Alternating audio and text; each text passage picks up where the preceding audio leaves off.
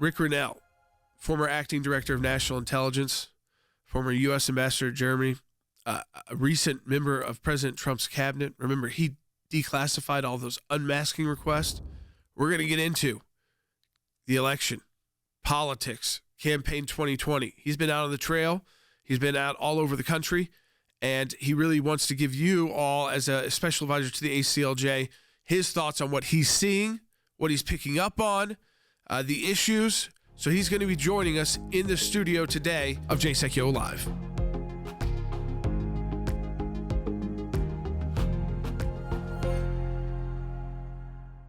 Because of your support, because of the support of every member of the ACLJ, one of the practice areas that we've been able to develop is Freedom of Information Act requests, or FOIA requests. It's thousands of pages of paper, and in those thousands of pages of paper, you usually find a nugget. The goal here is to gather the puzzle pieces. Sometimes you don't know which ones will be important until they become important. Government agencies acting out of control. We have exposed that in our FOIA litigation, and we do that every day that we bring these cases. It is your statutory right as an American citizen to have access to documents that reveal how the government is functioning, how your government is functioning. Do you remember the Iran deal? There was a video about what took place on that deal, and it was edited. And the edit took out the key part of what was going on. State Department, White House, editing videos to keep it from the American public. How do we know? Because our FOIA litigation got that document. We took it to the IRS. No one ever does that. And because of it, it's a very weak government agency that used to be the scary government agency. What the IRS was doing was violating the Constitution and statutory law. Because of the litigation we engaged in, it's a different agency. They can't do what they were doing before. And they've been hiding behind in the shadows. These FOIAs bring them to light. All of this information came because we went to court to get the information. Many times when we make these requests, the requests actually end up in court as the bureaucracy fights back to withhold the information. But that's okay, because the law is on our side. We are entitled to the information that is in these requests that we have made. We've got the declassified list of Obama administration officials who started asking to unmask. We have caught them now. They have no one in there to protect them anymore. They were used to the bureaucracy protecting them. Those of you that support the ACLJ, this is what it's all about at the end of the day. Think we haven't been on this, folks? We've been on it.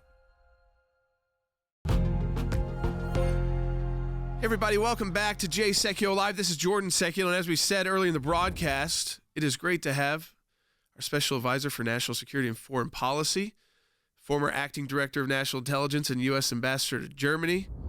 Also spent, was it 11 years? 10, yeah, 11 years at the State Department. Our Special Advisor to the ACLJ, Ric Grenell. Live and in person in the studio with us. This is amazing. He's usually been on the road, had been very busy, even stepping down as Acting Director of National Intelligence. Very busy, of course, as we get very close to the election. We're going to talk politics in the next segment. We got Rick for a couple segments. We're here in the studio. But I do want to talk to you about this because, Rick, it came out, you were on the first couple days of the week, and then this came out while you were traveling, and I wanted to get your thoughts. We got these notes from Brennan. Now, the notes came out pre the tweet from President Trump saying declassify everything, unredact everything. We get this all the time with FOIAs. Sometimes it should be, sometimes with, but he said declassify it. But in these notes, I'm reading from John Brennan's own notes, a CIA director, and we know this is after July 28, 2016, so right in the heart of the election, last election, presidential election. We're getting additional insight into Russian action from, and then that's all redacted, but then he's citing alleged approval by Hillary Clinton of a proposal on July 28th by her foreign policy advisor to vilify Donald Trump by stirring up a scandal. These are John Brennan's own words. By stirring up a scandal into the Russian and tying the campaign to the Russian security service to distract from the issue with her server. The people listed that are briefed here are POTUS, so that's Obama, J.C. Comey, Dennis McDonough, the White House Chief of Staff. Yeah, White House Chief of Staff, and then Susan Rice, the National Security Advisor. This, again, we saw Jim Comey testify, and he said he'd never even heard about this. We have a letter also, Rick, it was to Peter Strzok from the CIA, which is sometimes unusual. You can't use it in court, they say. It's true. They've got to do their own they've got to do their own investigation. Peter Strzok got that September 7th. He's still on TV calling President Trump a Russian agent, yet he was told by the CIA in this letter, we can put it up on the screen if we have it, and we can. But in this letter, he's told, you guys need to investigate what Hillary Clinton is up to. This whole thing may just be a way to distract from the fact that she had a private server with classified info on it. Yeah. And let me also add that there are a couple of other pieces of information of people who have raised early red flags saying from the beginning, the Russians know that Hillary is doing this opposition research. They know about the Steele dossier and that they are feeding in propaganda. Now, one of the things that the Democrats have done through this whole thing is they've removed the phrase Russian propaganda. They don't use it anymore. Right. They're calling it election interference. The fact of the matter is they fell for Russian propaganda, but they knew it was Russian propaganda, so it was more than just falling for it. Right. They had this whole strategy of pretending that Russian propaganda was true. This is exactly what they did. Russian propaganda was used by them because they liked the dirt that was being thrown. Basically, it was, we know it's fake news. We know it's a problem. But you know what? It's going after Donald Trump, our political opponent. So let's just fan the flames a little bit. Now, think about this, Jordan. Yep. Your government is weaponizing intelligence agencies to go after their political opponents. That's really scary. Yep. And it has to be completely open and transparent to the public as to what happened. What I'd like to know, because I think that you can dig a lot deeper if you have the names that are redacted. Right. And then go after these staffers who have been covering up for Hillary and to see, were those staffers working in the State Department? Because a lot of the Hillary Clinton staffers were buried into the State Department. Sure. I could list a whole bunch of names of people who were appointed there who worked very closely on European issues, let's say. Right. Okay? Because if Hillary Clinton and the DOJ are working together to push Russian propaganda into the mainstream and utilizing our embassies, right. Let's say London, right, and how the Steele dossier was developed, and we're utilizing the State Department and the agency and others, we need to open that up and figure that out. And they're feeding it out too. It appears that this was even like pre-Steele. They're already knowing that what's coming with Steele is bogus, and it's probably something Hillary Clinton is pushing, which she was paying for, and the DNC was paying for. So to kind of formalize this into some kind of report they could start sharing, but the fact that they just ignored investigating, it doesn't look like there's any. I think if Jim Comey could have said, we looked into it, there was intel there, but there wasn't enough. It's something. But he took like what I call it's a way to take the fifth without taking the fifth under oath when you just say you can't remember. That's his typical thing. But like you've always said to us, he may say that, but there's a whole lot of people. If Jim Comey knew, he didn't just find out on his own. Correct. Mr. Copious note taker. So I have seen the career intelligence officials who have been saying from the beginning, early warnings, saying comments that this was all Russian propaganda. Those comments from career intelligence officials, and I think our listeners need to understand that there were people in the beginning who said this is baloney. Those voices, your government did work. Career intelligence officials saw this and said this is Russian propaganda and baloney, but those voices were silenced and their statements classified and pushed away by the political appointees under Obama. And this is where I think what we have to be honest with is that it was the Obama administration that manipulated career bureaucrats, silenced them for their own political gain. I think that what people call the deep state or the bureaucrats should realize they're getting thrown under the bus. Look what James Comey did. He is now claiming that he knew nothing about this and that those underneath him were the ones who were guilty of not raising their voice or doing the right thing. So Comey is going to get away with this because career bureaucrats are going to be blamed. I have to say, our career bureaucrats, the career officials in Washington, D.C., the intelligence community officials, should absolutely come clean and start telling us what they know, because they're about to be blamed by James Comey. Rick, we're hearing reports that we're not going to get anything from Durham anymore. We saw the one guilty plea to the one count of the guy who, an attorney who probably will never practice law again either, and pled guilty to a felony, who basically outed someone who was a U.S. asset, knew it was a U.S. asset, took that information out of the email, sent it along. And so all this talk about, it wasn't a real manipulation of FISA. You got rid of a U.S. asset, and so in Carter Page, to me, as the legal side of this, or outside the ACLJ, but on the president's legal team, this has been our whole life outside the ACLJ for years, and unfortunately, too much of the president's time, all of our times, your time too. And it doesn't look like before Election Day we're going to get. Now, I didn't think we'd get to all of it by Election Day. But it doesn't look like by Election Day we're going to see justice done, or even the beginning of justice being done. And that's, I know, to our audience, extremely frustrating.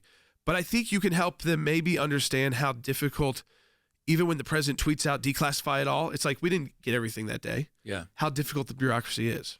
Yeah, it's such a good point. I was thankful that the president is frustrated enough with this process, and he's in touch with, and he has the power to do it under law. He can declassify anything he wants whenever he wants to, and he's listening to the people who are saying we need justice here. And so the president, when he says a directive, go declassify this, the cabinet members should immediately push through and just demand that this information get off the desks of bureaucrats. And I know it creates problems where people say, there's no due process, or we've had a lot of due process.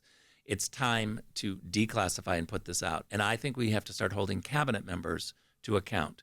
If you can't do this, then you shouldn't be there. Yeah, if you can't do it, you shouldn't be there. If you feel like, this is, just resign. And in this sense, if they refuse, they can be fired for cause. That's the way you can remove a bureaucrat. It's tougher without cause, much easier with cause. If you refuse an order of the President of the United States, and they can declassify as president whatever they want, whenever they want to, and they won't do it, you can fire them. This is why I think we have to have outsiders, Jordan. Yeah. You can't have people who We're going to live talk about that when we come and back. work and breathe in Washington, D.C. The swamp. And we all have a lot of experience with the swamp, but we've never been the swamp. Let's put it that way. We've never been the in crowd. We'll be right back on Jay Sekulow Live with Ric Grenell, our special advisor. Support the work of the ACLJ at aclj.org.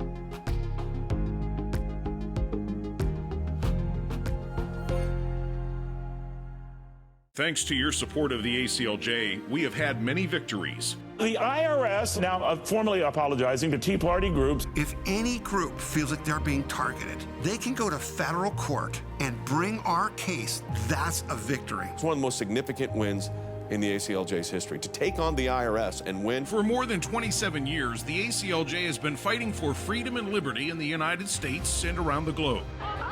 These are young people in their 20s and 30s that are doing this, are fighting for life at a whole new level to beat back the abortion juggernaut. But I actually think we're winning this. This is one of the social issues we're winning. The release of Andrew Brunson. We're flying and they finally left Turkish airspace. It's like, okay, we're really out of Turkey and free again. We need your help as we continue this work here in the United States and around the world. Join us online at the American Center for Law and Justice at aclj.org.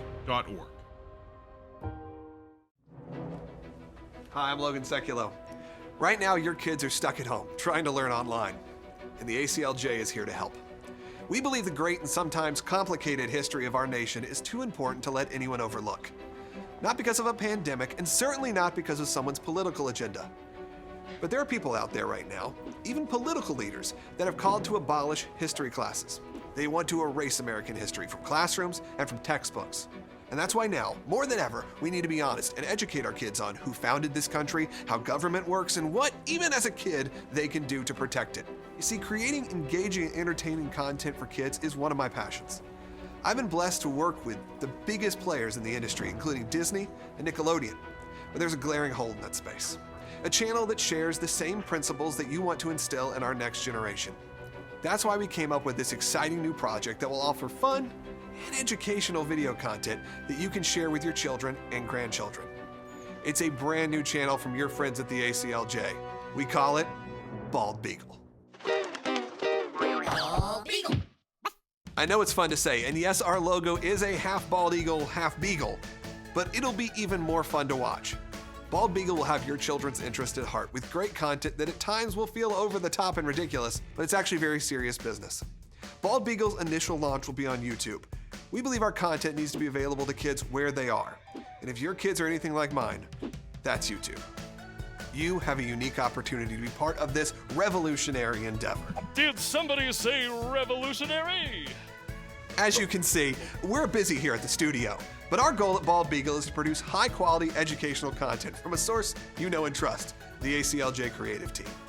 It can be used as a supplement to what your kids' schools are offering them, for homeschooling, or as just a safe entertainment space where you as a parent can relax. The quality of Bald Beagle content will compete with the top players of cable TV, streaming services, and other YouTube content being produced by, well, who even knows? I'll never unsee that. To do that, we have to be constantly creating and releasing exciting new videos on the Bald Beagle channel. And the truth is, that kind of production schedule requires resources. Logan said release the horses! No! Resources! Race horses! No, resources! We'll get this handled. Your generous support makes it possible to teach and inspire your kids and grandkids for years to come, all while filling your home with smiles, singing, and laughter. And what more could you really ask for? George Washington once referred to kids as the future guardians of the liberties of this country. Right. And we at the ACLJ and Bald Beagle believe we must provide an option now to raise those future guardians. I like the sound of that. Me too. If you believe in this mission and want your kids and grandkids to benefit from an educational entertainment platform that honors the same core values you do, help us launch Bald Beagle. Visit baldbeagle.com today.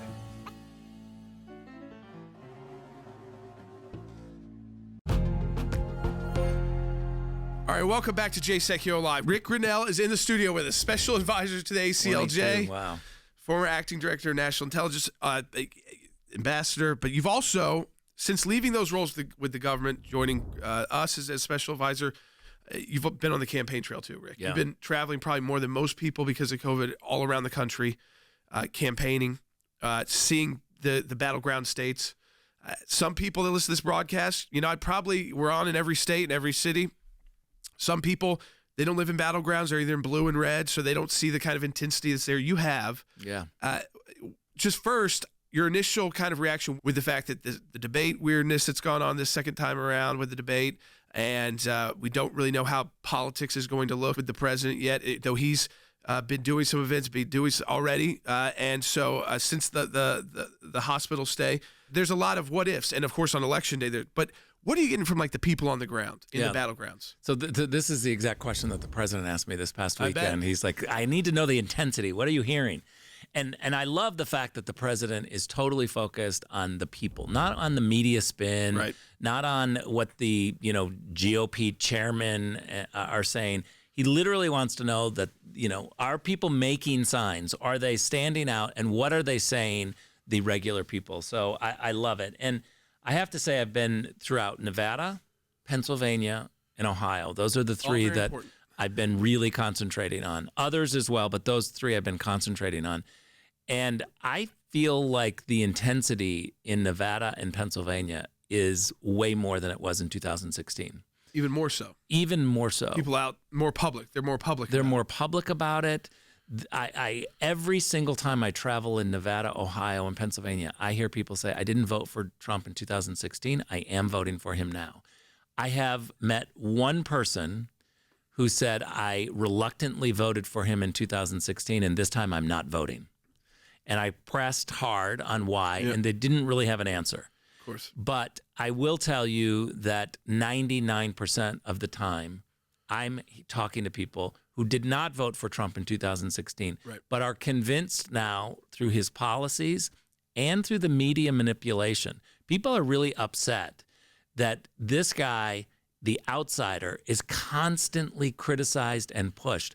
I think the media have gone all over the cliff, and they're now helping us with everything that's crazy. I mean, look at Nancy Pelosi, now trying to use the 25th Amendment. Ron Johnson said it best. This is a coup.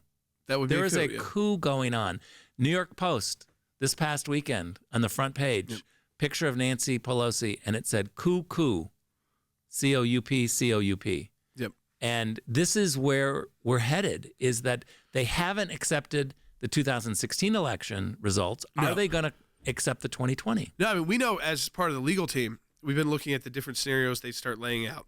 So they've already laid out going back to impeachment if the president's reelected and if the Senate switched, which I don't think that those two would happen. But if they did and they had any margin at all, just impeach. No reason. Just we'll do an impeachment. If can't do that, 25th Amendment, maybe we can set up a committee and this committee can remove the president, the coup.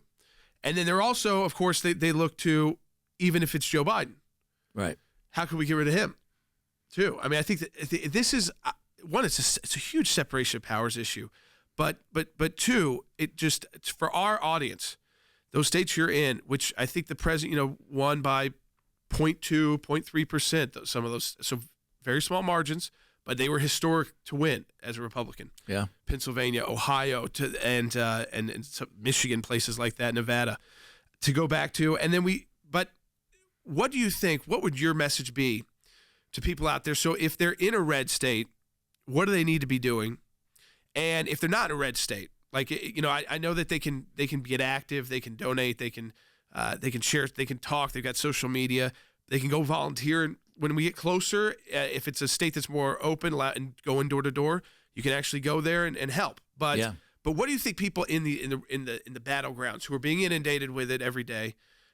You've been with them. What do you think is the best thing they can do? So I've got 3 points to make. One, if you're in a red county, this is how we win. This is a base election. You have to drag everybody that is a Trump supporter or somebody who is leaning towards Trump, or if they voted, would vote for Trump. Don't spend your time trying to convince the middle anymore. It is about getting every single person who supports Trump to vote. We won Pennsylvania because we took the red counties and made them blood red. Mm-hmm. We made them incredibly high voter turnout. That's the first point. The second point is if you live in Michigan, it's incredibly important to go vote for John James. You have to get out and make that Senate seat flip. That could be the reason why we hold the Senate, why we get Trump's nominations through, and how President Trump, after he's reelected, is not impeached again. We have to hold the Senate. John James is a key there to flipping that. Let's get people out to vote. The other thing that I would say, the third point is if you live in Colorado, please get out and vote for Cory Gardner. Yep. If we can hold that seat, they may not be able to flip the Senate. Which means Michigan, that and Colorado, that's so key if President Trump wins, or they're going to be coming after with impeachment. They're going to be coming at all these different, any way, even if it isn't successful by the votes that they need, they won't have the votes to actually do it. They will be able to impede the presidency yet again. Now, I think the president did an excellent job, Rick, of being able to kind of, he would work with us when we needed to on that. And then most of the time, I will tell you that happened very late in the evening. And during the day, he did the American people's work until very late in the evening. And then when it was time to deal with Mueller and it was time to deal with impeachment and leading up to that, it was again, if anything ever came up, it was late at night. But if anything ever came up for the American people, that's where his first priority always has been. But you mentioned like John James. It's interesting you said it because he's running in Michigan. He's very close, tight race within the margin of error. Very tight. Great candidate. And I'm not going to tell people, we don't tell people to vote for on this, but you're looking for our information, what we think. There are ways that people down the ballot can also help. Yeah, absolutely. And push out turnout, but also we don't want to just reelect President Trump. We need to keep we need to keep the Senate. Yep. It's so incredibly important. The Michigan flip would be huge. Colorado holding Cory Gardner. And Cory did the right thing on Judge Barrett. He came right out and he said, in a tough re-election battle where he could have tried to not say anything or kind of waffle through it, he came right out and said, "No, I support it." Listen, Cory Gardner is a thoughtful politician who really looks at the data. He's not knee-jerk. He is somebody that I would even argue the thoughtfulness of Cory and his ability to kind of push through on some of these difficult issues by being thoughtful doesn't always get rewarded by voters because they want somebody to be loud and look at black and white issues completely, taking one quick side, being knee-jerk. That's not Cory. I think we should reward him for that. It was great to have Rick in the studio. He'll still be on with us, though, a lot. Thank you, Rick. Thanks for being with us. Folks, go to ACLJ.org as always. We have Rick as a special advisor because of your support to the ACLJ. It's ACLJ.org.